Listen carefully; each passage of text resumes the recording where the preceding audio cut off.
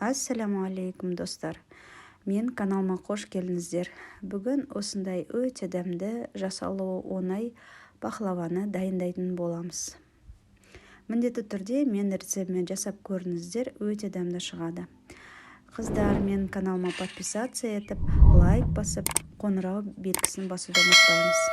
Ең алдымен біз жаңғақтарды қуырып дайындап аламыз. Олар суып тұруы қажет. Оларды осындай ұсақтағышқа салып, ұсақтап алатын боламыз.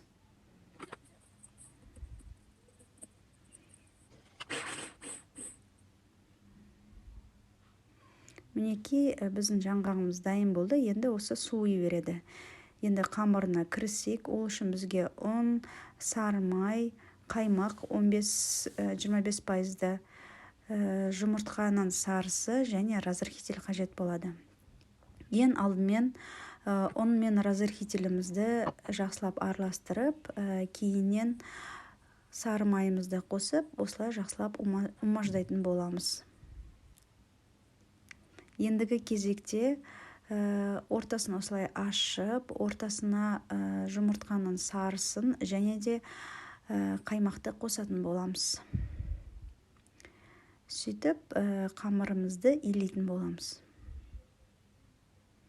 Қамырымыз өте жұмсақ болып шығады, қыздар. Осындай әдемі, қолға жабыспайтын қамырымыз шығады. Енді қамырымызды демалдыруға салафан мешочкке салып, холодильникке қоятын боламыз. Енді начинкамызға кірсек, ол үшін бізге жұмыртқаның ақуызы қажет болады. Оны жақсылап осылай миксермен қантты жаймен қосып араластыратын боламыз.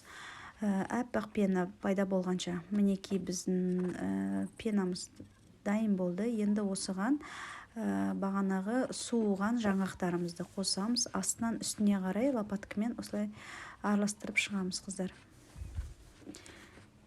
Мінекей дайын болды. Енді қамырымызды алып, 3 бөлікке бөлетін боламыз. Астыңғы бөлігін кішкене үлкендеу қылып етіп аламыз. Оларды осыны зуалларға бөліп, дайындап қоятын боламыз. Ең алдымен біз үлкен зуаламызды алып, жаятын боламыз.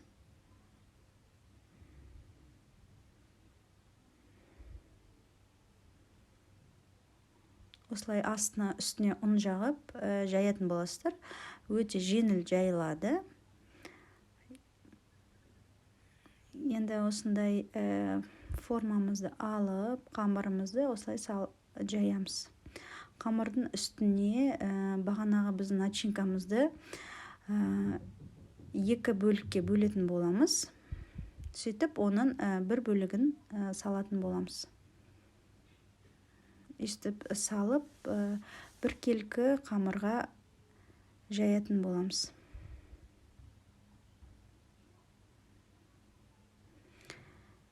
Енді екінші қамырымызды тура солай жаямыз.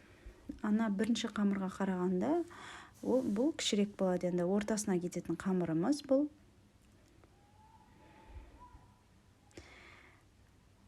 Енді осының үстіне екінші қамырымызды осылай жаятын боламыз.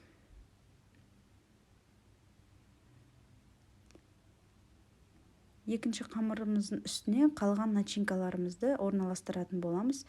Начинкамызды шет жақтан ортаға қарай осылай жағатын боламыз. Лопаткамен ортаға қарай келтіресіздер. Мінекей, енді соңғы қамырымызды жаямыз.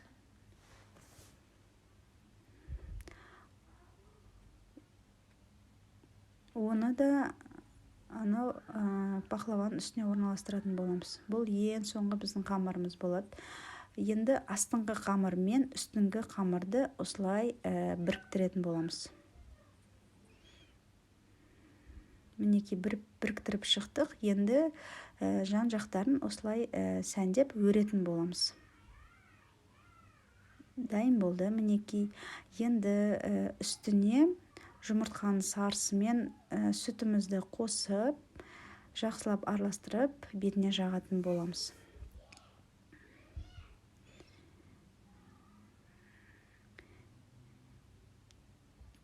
кейіннен пышағымызды алып, оны бөліктерге бөлетін боламыз, осылай видеодағыдай.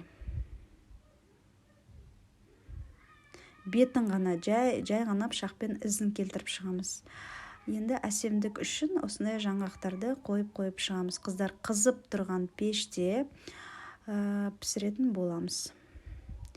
Енді 20 минуттан кейін пештен алып, оның үстіне осындай балды жағып шығамыз, біркелкі етіп.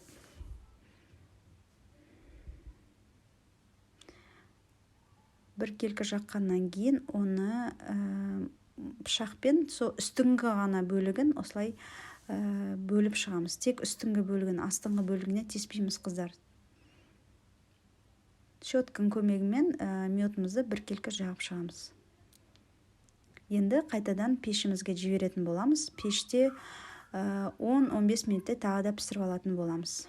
Мінекей біздің пахлаваларымыз дайын болды. Өте дәмді, керемет болып шығады. Қыздар, міндетті түрде жасап көріңіздер. Жасалу өте жеңіл, сосын бір істегеннен-ақ шығады. Пахлаваларды міндетті түрде осындай пештен алғаннан кейін ыстықтай астына дейін осылай кесіп шығатын боламыз. Қыздар, міндетті түрде мен рецептімен дайындап көріңіздер. Өте дәмді шығады, ас болсын. Видеоны соңына дейін қарағандарыңыз үшін көп рахмет. Сау болыңыздар.